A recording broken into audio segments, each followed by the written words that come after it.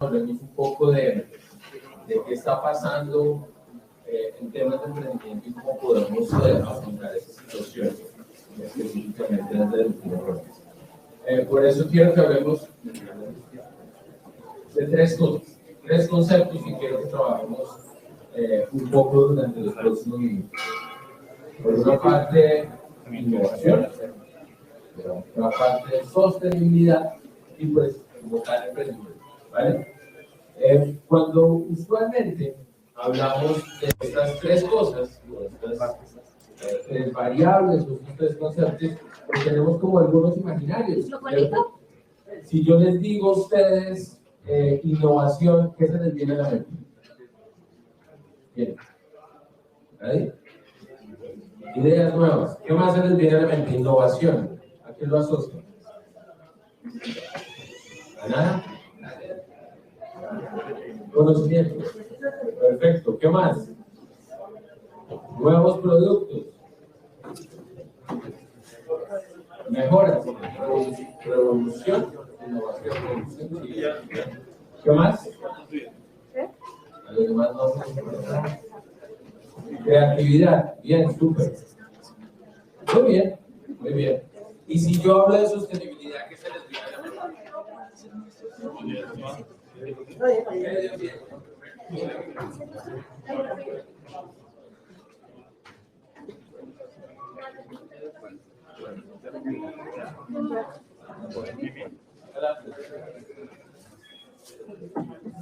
Bueno, entonces, igual me escuchan ahí, ¿cierto? Entonces, les decía, si hablamos de sostenibilidad, ¿qué se les viene a la mente? Medio ambiente, me decían por acá. ¿Qué más? Perdurabilidad.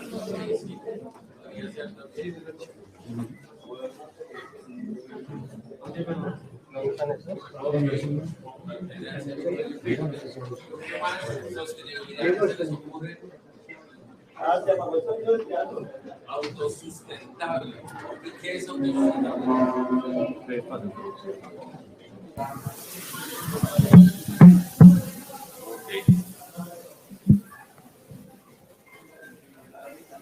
Hola. Ok. Hola. Perfecto. Entonces hay un tema de manejo de recursos. Muy bien. Perfecto. Hola. Ya, ahora sí, llegó. ¿A alguien más se le ocurre algo cuando hablamos de sostenibilidad? Algo diferente de lo que ya hemos hablado: medio ambiente, recursos, perdurabilidad. ¿Qué más? ¿Qué más se les ocurre?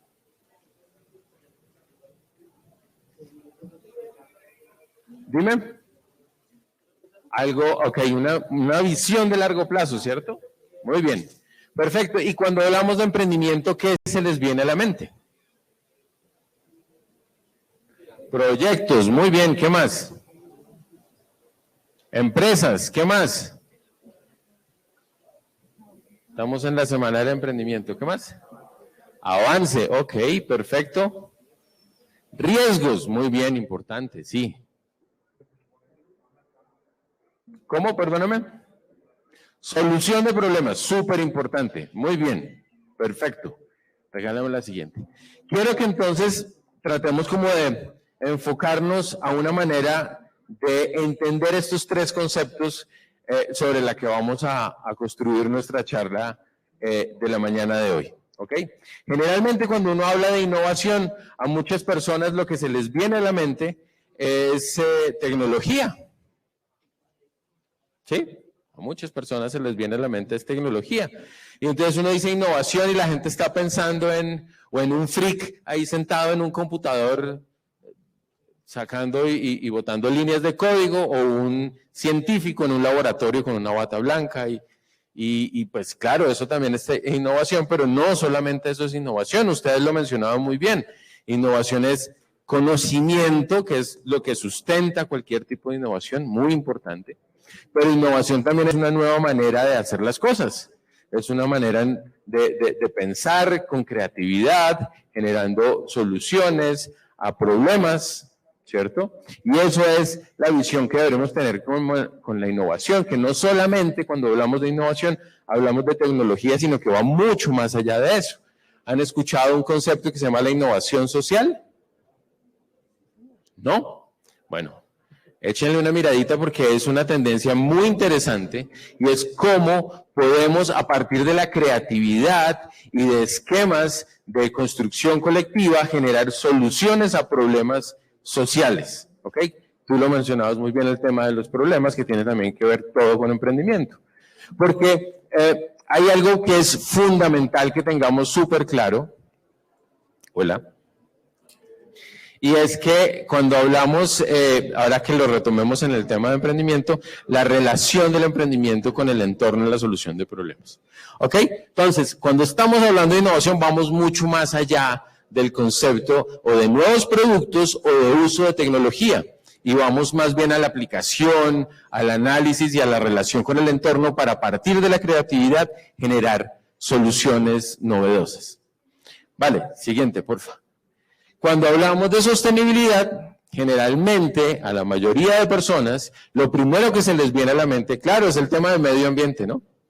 Y entonces pensamos que si alguien trabaja en temas de sostenibilidad, es que está más cercano a ser de Greenpeace y andar en una lancha detrás de balleneros para evitar que acaben con la especie, o encadenándose a un árbol. Y bueno, sí, el tema ambiental es fundamental dentro de la sostenibilidad, pero sostenibilidad va mucho más allá de lo ambiental.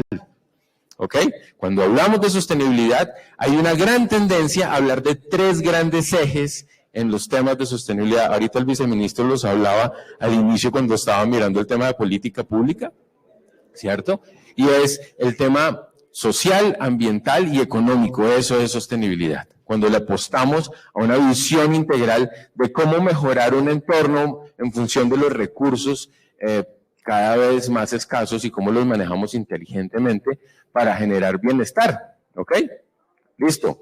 Y cuando hablamos de emprendimiento, usualmente lo primero que se nos viene a la mente, ¿cierto?, es creación de empresas. Y ahora que están tan de moda las startups como una figura asociada a los procesos de emprendimiento, pues ese tipo de organizaciones, ¿no? Entonces, Rappi, que es nuestro unicornio y digamos que el derrotero, el paradigma que usualmente tenemos ahora en el tema de emprendimiento en nuestro país. ¿Saben por qué es un unicornio? ¿Se han escuchado? ¿Saben qué es un unicornio? ¿No? Pues un unicornio es una startup, una empresa de nueva creación que logra tener una inversión de más de... ¿Alguien sabe? De 10.000 millones de dólares. ¿Listo? Y Rappi ha sido la única empresa colombiana que ha logrado tener ese hito. Con una inversión de Nubank ha logrado tener ese nivel. En Latinoamérica creo que no debemos tener más de 50 unicornios. En Colombia solo tenemos uno por ahora, pero seguramente dentro de muy poco otra empresa muy interesante que se llama Platzi seguramente va a estar llegando a esos niveles. Pero es que asociado a eso hay cosas súper interesantes. No sé si han visto que hay un nuevo concepto en esta, llamémoslo así, farándula empresarial que se está poniendo de moda, que lo que llaman la mafia Rappi. Que yo no sé por qué le pusieron ese nombre tan feo.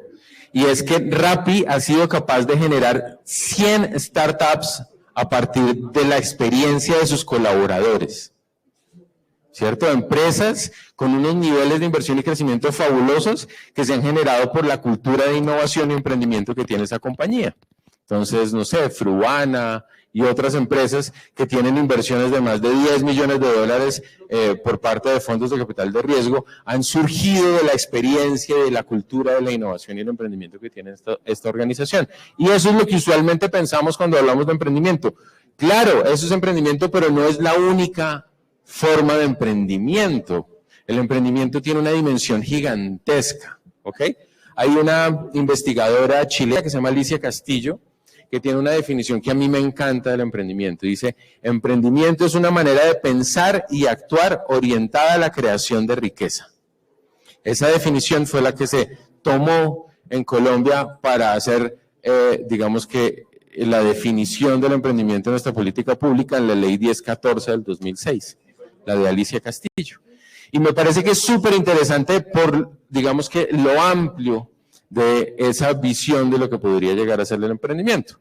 Porque vuelvo y la repito, es la manera de pensar y actuar orientada hacia la creación de riqueza. Eso no solamente es creación de empresas. ¿Listo? Porque tenemos una tipología, una taxonomía gigantesca de tipos de emprendimiento. ¿Sí? Tenemos los emprendimientos sociales, los emprendimientos culturales, ¿cierto? Obviamente los emprendimientos de base tecnológica, los emprendimientos tradicionales, los emprendimientos de alto potencial de crecimiento, bueno, hay un montón de definiciones. Pero también tenemos los intraemprendimientos, y es que no necesariamente una economía necesita tener solamente emprendedores que crean nuevas empresas, sino también emprendedores que sean capaces de transformar las existentes. ¿Ok? Eso es lo que llamamos intraemprendimiento. O emprendimiento corporativo, cuando las compañías son capaces de generar otro tipo de emprendimientos como lo que mencionábamos ahora de Rappi. ¿Ok? Y entonces cuando hablamos de esta visión del emprendimiento, voy a volver a retomar lo que mencionabas hace un instante del tema de solución de problemas. Y es que eso es una característica fundamental que debe definir y caracterizar lo que queremos, el tipo de emprendedores y de emprendimientos que queremos. Yo siempre les digo, una empresa exitosa no es la empresa que vende productos o presta servicios. Eso es carreta. Pareciera, pero no es eso. Una empresa exitosa es una empresa que es capaz de solucionar problemas. Obvio, a través de la venta de productos o la prestación de servicios. Pero que su foco está en el problema, no en el producto. Eso cambia completamente la ecuación del desarrollo de un modelo de negocio y eso es fundamental. Ok, entonces a partir de eso y de tener claras esas tres concepciones, yo ahora quiero que empecemos a mirar algunas cifras, algunos datos de lo que está pasando en nuestro entorno. ¿Qué nos está pasando y qué situación de entorno en la que deberíamos enfrentar con acciones o estrategias asociadas al emprendimiento, a la innovación y a la sostenibilidad? ¿Vale? Entonces traigo algunas cifritas para que miremos. Listo, estos son datos, creo que hace 2 meses más o menos, estábamos sobre una tasa de desempleo nacional del 12.1%, ¿ok?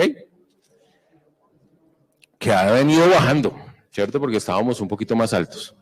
Pero lo que a veces no mencionan tanto es que si bien la tasa de desempleo es del 12.1%, la tasa de subempleo, ¿cierto? O de empleo informal del país, y lo veía la semana pasada en una investigación que hizo la Universidad del Rosario, la tasa de empleo informal del país es del 42%.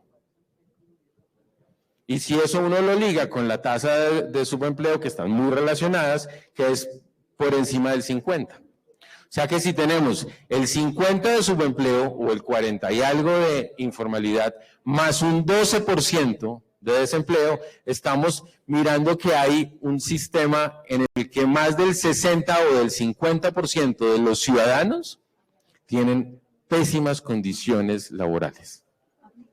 O no las tienen, que está aún más triste. Y eso que lleva a este otro dato, al 0.5 del coeficiente de Gini. El coeficiente de Gini es un indicador macro que se desarrolla para mirar los niveles de desigualdad de una economía de un país. Y es un indicador altísimo. Colombia está entre los 5 países más desiguales del mundo. ¿Ok? De los países más desiguales del mundo. Y cuando hablamos de desigualdad, no solamente es otro indicador que voy a mirar ahora, que es pobreza, sino es falta de servicios, de acceso a educación, demasiados problemas. Demasiados problemas. Ustedes se han puesto a pensar alguna vez cuántos colombianos realmente pueden poner, por lo menos poner un pie en una universidad. Son muy pocos, muy pocos. ¿Cuántos logran graduarse de una universidad? Aún menos. ¿Vale? Y yo no sé si se acuerdan el tío de Spider-Man, lo que le decía, ¿cierto? A un gran poder, una gran responsabilidad. Y eso es algo que debería irnos cuestionando. ¿Qué podemos o qué debemos hacer nosotros en un entorno donde más del 50% de la población tiene problemas graves de generación de ingresos? ¿Vale? Y nosotros somos parte de un grupo privilegiado. Ahora miren este dato que saca Informal Economy a partir de un análisis de las economías que son de la OCDE, ¿cierto? Donde entramos nosotros a ser parte de ese club. Claro, es el club de las mejores prácticas de gestión gubernamental en el mundo, ¿no? El club de los países ricos, y pues medirnos con ellos pues siempre nos lleva a darnos cuenta que la cosa no está tan chévere, ¿no? Aquí tenemos, ¿cierto?, la tasa de desempleo juvenil de los países de la OCDE, y nosotros pues estamos en los más altos. Esto es para febrero del 2021, el 32.2% de los jóvenes en Colombia ni estudian ni trabajan. Tenaz, ¿vale? Más cifras para que miremos. Paralelo a esto tenemos un problema ambiental gigantesco, ¿vale? Somos de los países que obviamente nos ufanamos, tenemos una gran riqueza ambiental, pero también somos de los países de mayores tasas de deforestación en el mundo. Estamos entre los 10 países, si no estoy mal, somos el 6º, ¿sí? Con el mayor número de hectáreas perdidas de bosques primarios. Y eso sin contar los niveles de polución en ciudades como Bogotá, los problemas de enfermedades a partir de esos niveles de polución, ¿cierto? ¿Esto qué quiere decir? Que al día se deforestan algo así como 50 canchas de fútbol en nuestros bosques primarios, que son el pulmón del mundo, ¿no? Pero adicional, si podemos mirar otras cifras graves dentro del proceso, está, por ejemplo, la contaminación en función de residuos. ¿Cuántas toneladas de residuos genera una sociedad como la que habita en Bogotá? Miles de toneladas que van a contaminar. ¿Listo? Entonces tenemos unos problemas sociales de ingresos, de desigualdad, pero también tenemos unos problemas realmente importantes en temas ambientales. Siguiente, por favor. Pobreza. Miren, el 21.02% de los colombianos en el 2020 estaban en condiciones de pobreza y el 7.4% en pobreza extrema. Eso quiere decir que el 25% de la población, para redondear un poquito. Un poco sopesa las cifras que habíamos visto antes. Entonces, bueno, pues tampoco la idea es que nos pongamos aquí todos tristes y nos pongamos a llorar, ¿cierto? Aunque deberíamos, ¿sí? Sino que más bien pensemos frente a esas situaciones y esos problemas, ¿dónde pueden estar las soluciones? En que venga un Mesías y en 15 días que lo elijamos arregle todo después, no lo creo.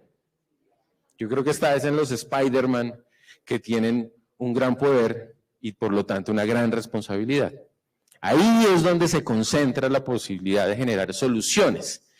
¿Qué tipo de soluciones o cómo podríamos encaminar esas soluciones? Pues bueno, creo que allí es pensar en que necesitamos una nueva clase empresarial. Los empresarios, el emprendimiento, la empresa es fundamental para el desarrollo de cualquier economía. Son los que generan empleo, los que pagan impuestos, los que hacen que se mueva el sector económico, eso es fundamental. Pero esa característica del empresario hoy tiene que repensarse un poco. Necesitamos otro tipo de empresarios, ¿sí? No solamente que sean capaces de generar empleo y pagar impuestos, que sí los paguen, que no los evadan, que es algo muy importante, ¿cierto? Sino que tengan una dimensión diferente en lo que es su vocación como empresarios. Y ahí viene la figura, ¿vale?, del emprendimiento sostenible, de las empresas sostenibles y de una nueva visión de la sostenibilidad a partir de lo que ya habíamos hablado, ¿cierto? Necesitamos no solamente más, sino mejores empresarios, ¿cierto?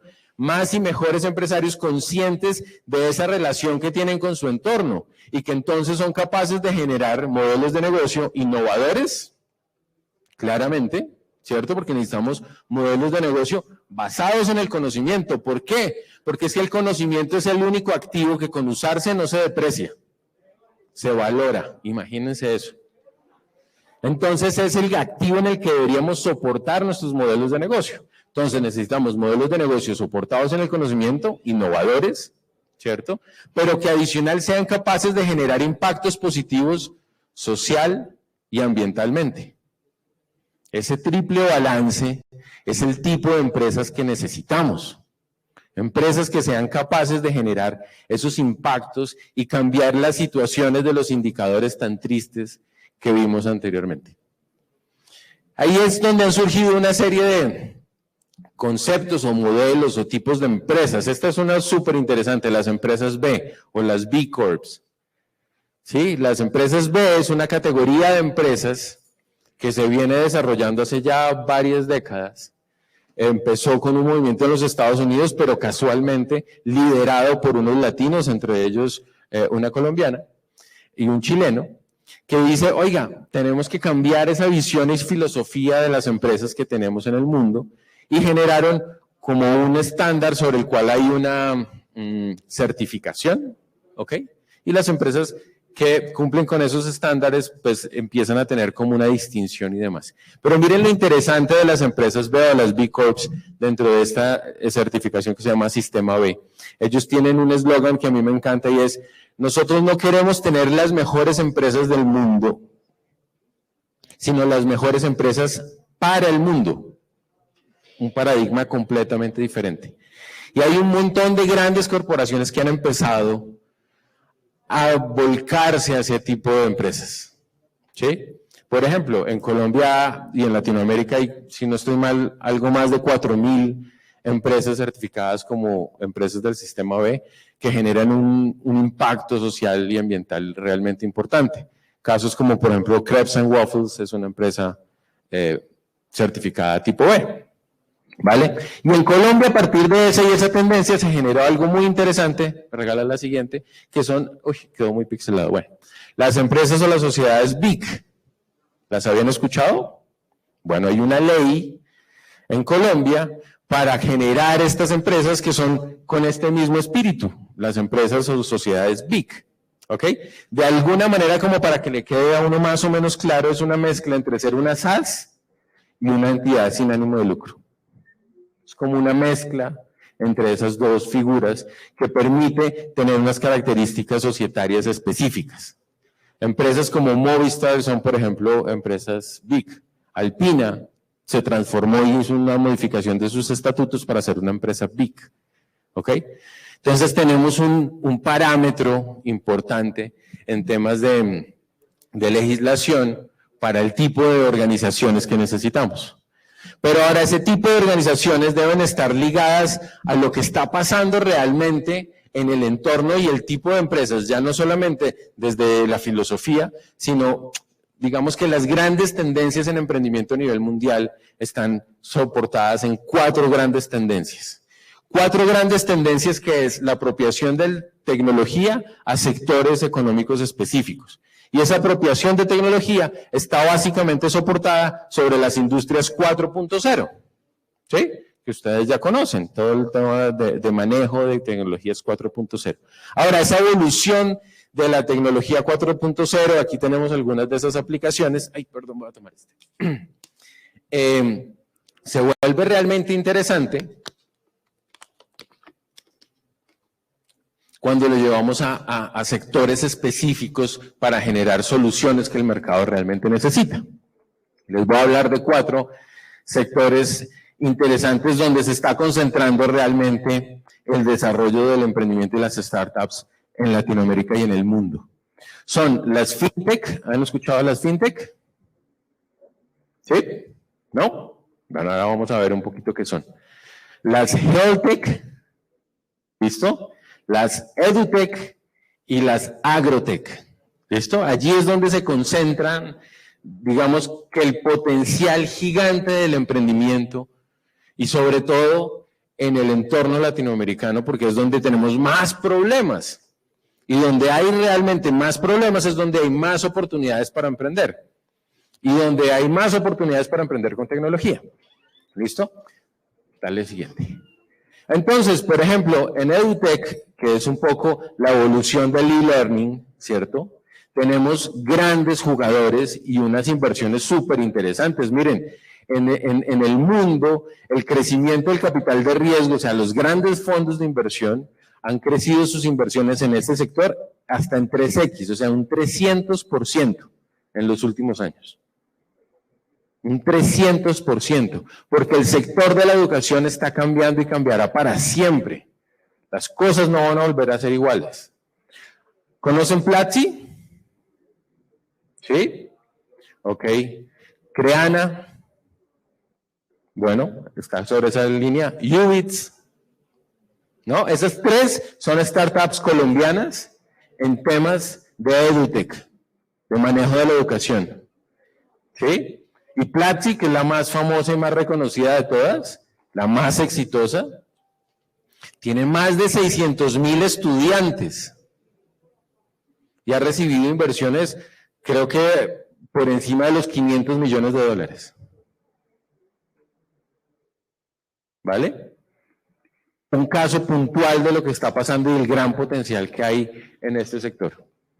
En el FinTech, este sí que es importante para Colombia. Nosotros tenemos un potencial y hemos tenido un desarrollo gigantesco en la industria FinTech. FinTech es tecnología asociada al sector financiero, ¿ok? Entonces, nos hemos convertido en el tercer hub de desarrollo de FinTech o de la industria FinTech en Latinoamérica, después de Brasil y México. ¿Vale? Miren, ahí hay hay una evolución súper interesante en el número de empresas de FinTech en Colombia entre el 2017 y el 2020.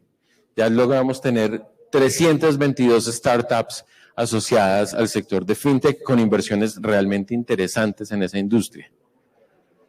Estos son algunos de los tipos de modelos de negocio. Crédito digital, por ejemplo, Linerú o RappiCredit, que son plataformas en las que en línea yo puedo solicitar un crédito y en horas lo tengo desembolsado en mi cuenta, ¿vale?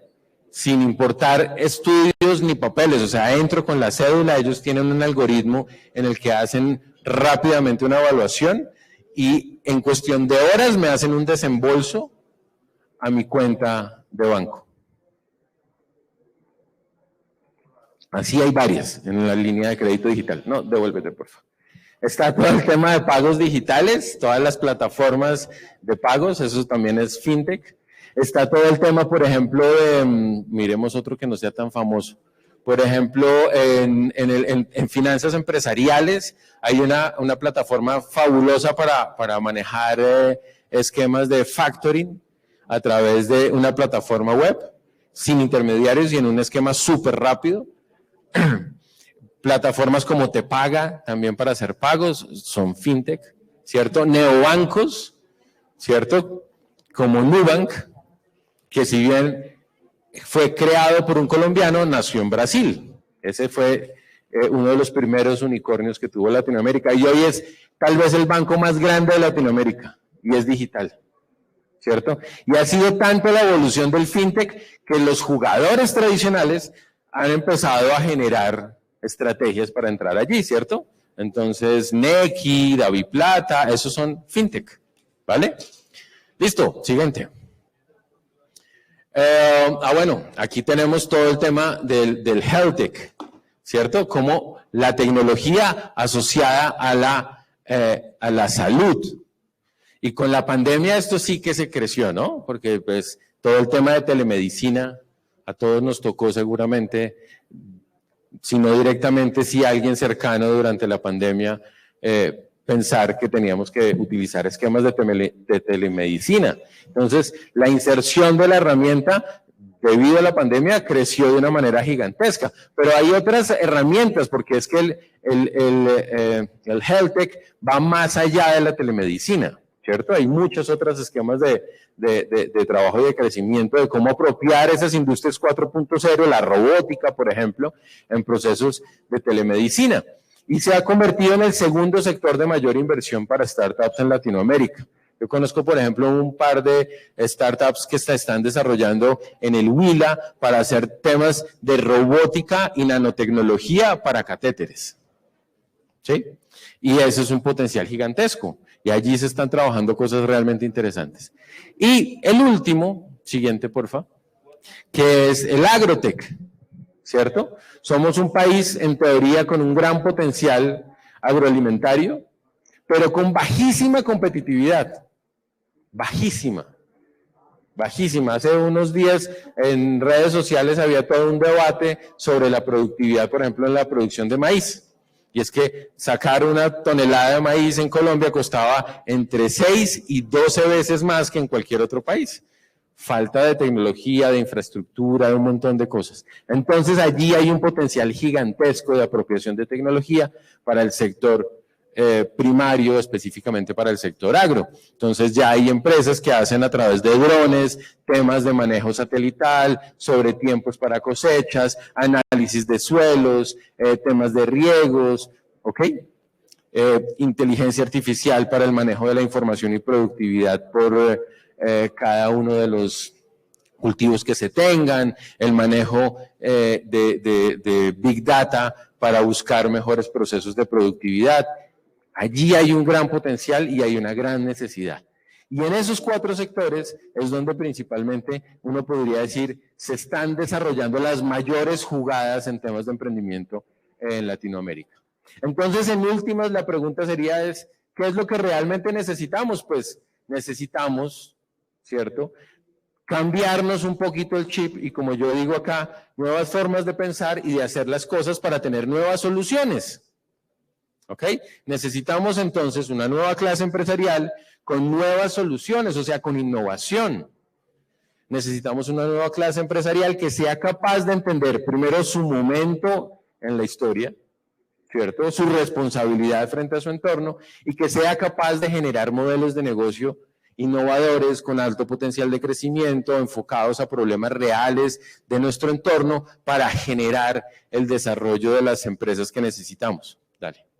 Pero entonces la pregunta es, bueno, sí, está bien, eso suena súper lindo, pero ¿y entonces qué hacemos? ¿Qué es lo primero que deberíamos hacer? Y entonces cuando uno usualmente le pregunta a la gente, ¿a usted le gustaría emprender? ¿Le gustaría crear su propia empresa? La mayoría de gente dice que sí. Sí, a mí me encantaría. ¿Sí? Hay un estudio que se hace a nivel global que se llama el Global Entrepreneurship Monitor. Es el estudio en temas de emprendimiento más grande a nivel mundial, donde se hace una caracterización del emprendimiento en más de 60 países. Y dentro de esa caracterización hay algo muy importante y es que se mide la intencionalidad de emprendimiento en los países. Yo tuve la fortuna de ser parte del grupo que hacía ese estudio hasta hace unos años. Y parte de lo que medíamos era, digamos que esa intencionalidad, y era cómo medíamos en la población adulta, entonces personas entre 18 y 65 años, su intención a emprender, si le gustaría crear una empresa. Y Colombia tiene una de las intencionalidades más altas a nivel mundial, ¿sí? Está por encima del 60%. A todo el mundo le gustaría tener una empresa. Ahora, de ahí a que hagan algo para tenerla, hay una diferencia gigantesca. ¿Ok? Porque como decía un jefe que yo tuve en una universidad, un rector decía, es que en este país tenemos demasiada iniciativa, pero muy poca acabativa. ¿Sí? Se nos ocurren muchas cosas, pero de ahí a que, como lo decía en la definición Alicia Castillo, tengamos una manera de pensar, iniciativa, pero de actuar, orientada hacia la creación de riqueza, la cosa ya cambia. ¿Vale? Entonces, la mayoría de gente dice, sí, a mí me encantaría crear una empresa, pero ¿por qué no lo creas? Y generalmente hay 2 cosas que argumentan las personas que los inhiben a su proceso empresarial. Una es que no sé en qué, no tengo una idea. Y otra, que es la típica, es que no tengo plata. Y sin plata yo no puedo crear la empresa. Entonces tengo el dilema de qué fue primero, el huevo o la gallina. ¿Sí? ¿Necesito tener primero la plata o necesito tener la idea? ¿Listo? Quiero que miremos entonces Dale, siguiente. Una opción muy interesante para aquellos que ya tienen la idea y que están en el segmento que son ustedes. Hace ya varios años, vamos a cumplir 20 años, se creó el Fondo Emprender, el primer fondo de capital semilla en Latinoamérica y el más exitoso en Latinoamérica. Es un fondo de recursos de capital semilla, recursos gubernamentales para apoyar el desarrollo de emprendimientos. Desde la Universidad Distrital nosotros gerenciamos el Fondo Emprender para las vigencias 2021-2022. Y en esos 2 años nomás, con los recursos del Fondo Emprender, vamos a crear más de 3.400 empresas de jóvenes emprendedores en todo el país. ¿Ok? Jóvenes emprendedores que como ustedes tengan una idea y requieran apoyo financiero para convertirla en realidad. ¿Cuál es el segmento poblacional que puede vincularse al Fondo Emprender? Estudiantes universitarios de los últimos 2 semestres, ¿ok? O egresados de un programa académico universitario, o aprendices del SENA. También. ¿Listo? ¿Cómo se pueden vincular? A través de la presentación de un modelo de negocio que sea viable, ¿vale? Dale, siguiente, por favor. ¿Cómo funciona esto? Son recursos de capital semilla, no son créditos, son recursos de capital semilla. O sea, esa plata no la van a tener que pagar si hacen bien las cosas. ¿Ok? En este momento, más por un tema político que por otra cosa, el fondo tiene un tope máximo de 80 salarios mínimos legales vigentes para apoyar cada uno de los proyectos. Esos son 80 millones de pesos. ¿Vale? Antes era un poquito más. En las anteriores vigencias dependía un poco del número de empleos que se generaban en cada uno de los proyectos. Podía llegar hasta 180 salarios mínimos mensuales legales vigentes. ¿Ok? Claro, bueno, aquí entre nos, claro, se reduce porque es que estamos en un momento importante y necesitamos llegar a muchas más personas. Entonces, por eso se va por la línea baja, porque estamos en una época políticamente activa. Entonces, claro, es necesario seguramente beneficiar a más personas. Para que se hagan una idea, en los recursos que administramos desde la Universidad Distrital para el Fondo Emprender del SENA, en la vigencia 2021, llegan a ser cerca de 150.000 millones de pesos. Y en las 2022 vamos a estar sobre los 130.000 millones de pesos para beneficiar a emprendedores, con recursos de capital semilla, o sea, con donables. ¿Ok? ¿Qué hacer o cómo funciona? Dale, siguiente. ¿En qué se pueden utilizar esos recursos? Capital de trabajo y activos fijos. ¿En qué no se pueden? Pues no pueden pagar deudas, no pueden comprar inmuebles, pero para los sueldos, para la maquinaria, para las materias primas, sí. ¿Ok? Entonces, 80 millones de pesos que ustedes pueden utilizar para montar su proyecto, su empresa. Dale, siguiente. Este es como el esquema y la línea de funcionamiento. Ustedes lo primero que deben tener es un modelo de negocio y un plan de negocios. ¿Todos saben qué es un modelo de negocio y qué es un plan de negocios? ¿Qué se les ocurre? Cuando hablamos de modelo de negocios, cuando yo defino el esquema en que me relaciono yo con los diferentes grupos de interés para generar valor. Hay una metodología que se llama el Canvas Business Model de un autor suizo que se llama Alexander Osterwalder, que se llama el Canvas de modelo de negocios. Ese funciona súper bien. Es tal vez el más popular. Y Osterwalder habla que el modelo de negocio es cuando una empresa define y determina cómo hace para crear y distribuir valor. ¿Ok? Entonces, ese es cuando yo defino mi modelo de negocio. Cuando yo identifico quiénes son mis clientes, cuál es mi propuesta de valor, cómo voy a llegar a esos clientes, cómo me voy a relacionar con los clientes, cómo voy a monetizar, o sea, qué voy a hacer para generar los ingresos que necesito. Y eso es como el front office, ¿cierto? ¿Y qué voy a hacer hacia atrás? O sea, cuáles son mis recursos claves, cuáles son las actividades claves para crear esa propuesta de valor, cuáles son como mi red de aliados y cuáles son mis principales costos. Eso es lo que, así en un súper resumen, se define la metodología del Canvas de modelo de negocio.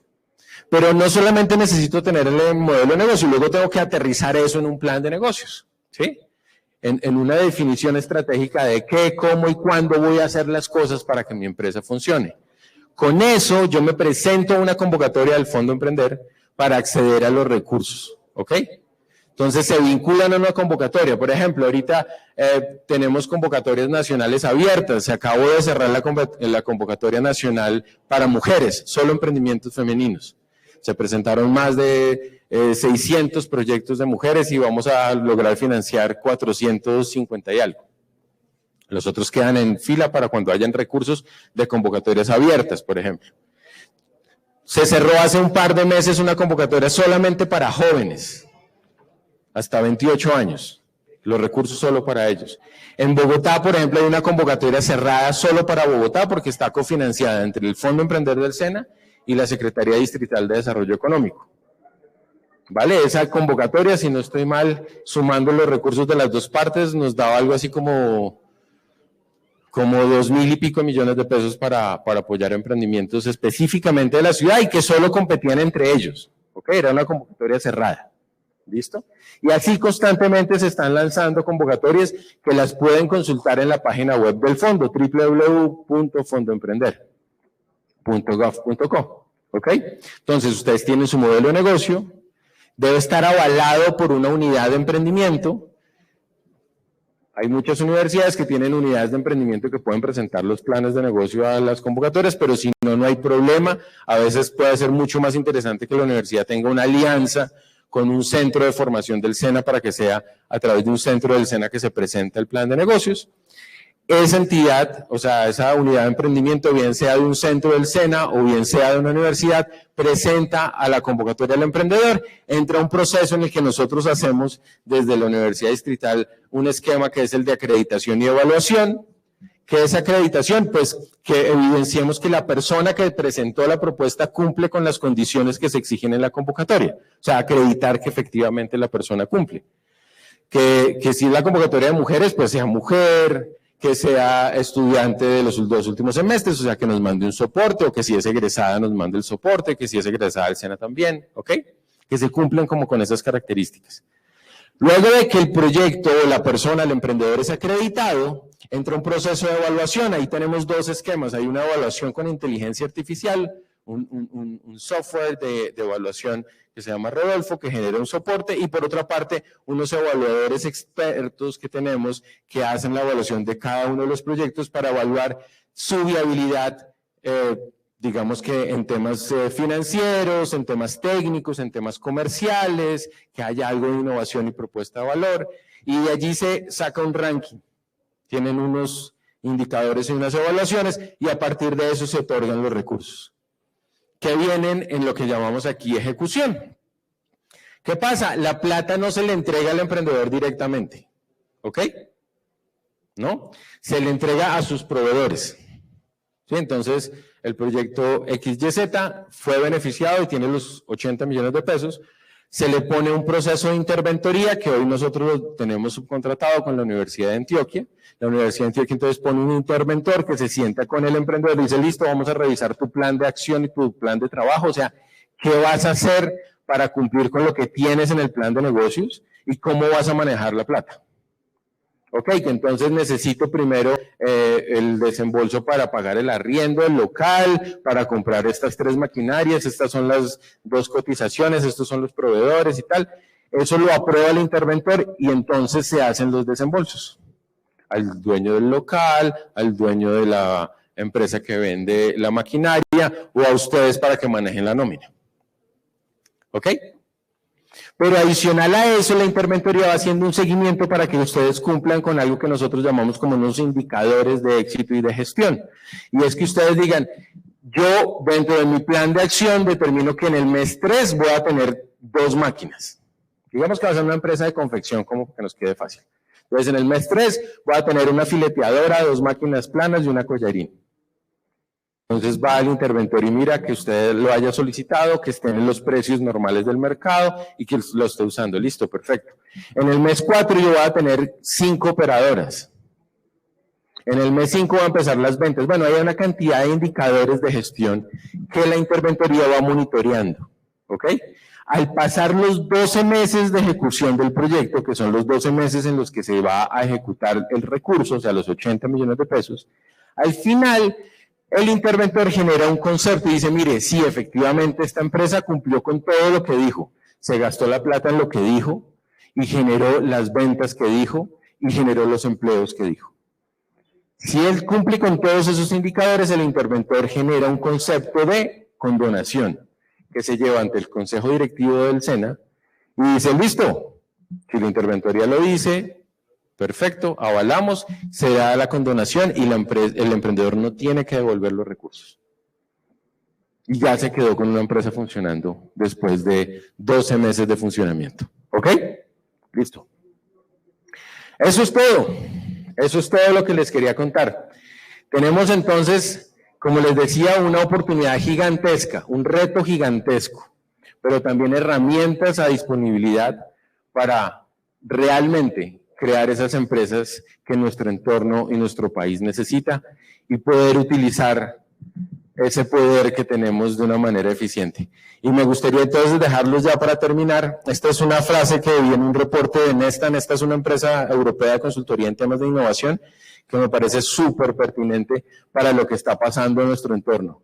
Y es, necesitamos que traigamos ideas audaces a la vida para cambiar el mundo para siempre. Ese es el reto que una sociedad como la nuestra necesita, de los nuevos talentos, de emprendedores que sean capaces de cambiar el panorama tan triste que miramos al inicio de esta charla. Muchas gracias a todos. No sé si tengan alguna pregunta.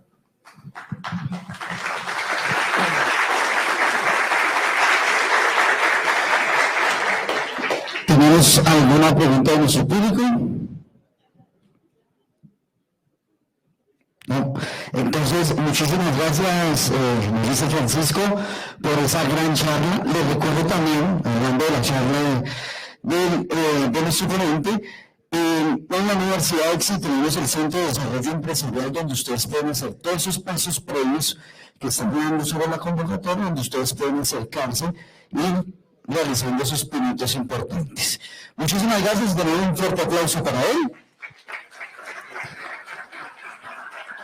Vamos a continuar con nuestra agenda.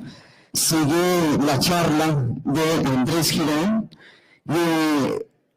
parte del CEO y escritor senior de una gran compañía, con su charla Auxilio, necesito un trabajo y no tengo experiencia. Entonces, le damos la bienvenida.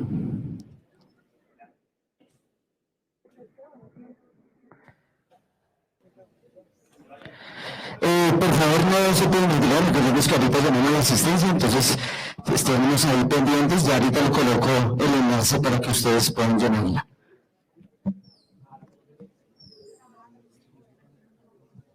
¿Aló?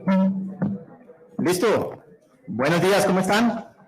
¿Cansados? Ya mucho rato sentados, como que hay que movernos un poquito. Pues yo los quiero invitar simplemente a que se paren un segundito, se estiren, relájense un poquito. Les prometo que me toma 30 minutos eso que les quiero contar, pero los necesito bien atentos, bien despiertos. Entonces, si quieren yo me estiro con ustedes, a ver. Manos arriba, estirémonos. Si quieren estarse sentados no tengo rollo, estírense bien, bien, bien, al frente.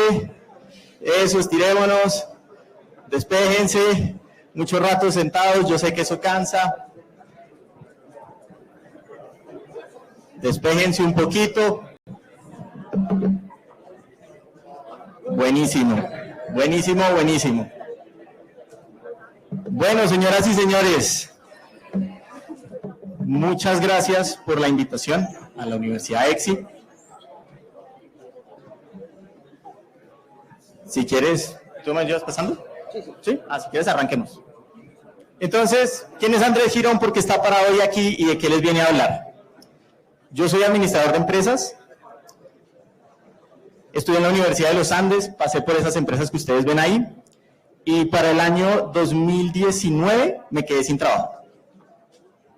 Literalmente llegué un día a las 8 de la mañana, muy puntual, muy juicioso, y me llamó mi jefe a una salita, me sentó y me dijo, Andrés, muchas gracias, pero no sigues más con nosotros. ¿Ok? Sorpresa, de la nada, yo ni lo vi venir, literal.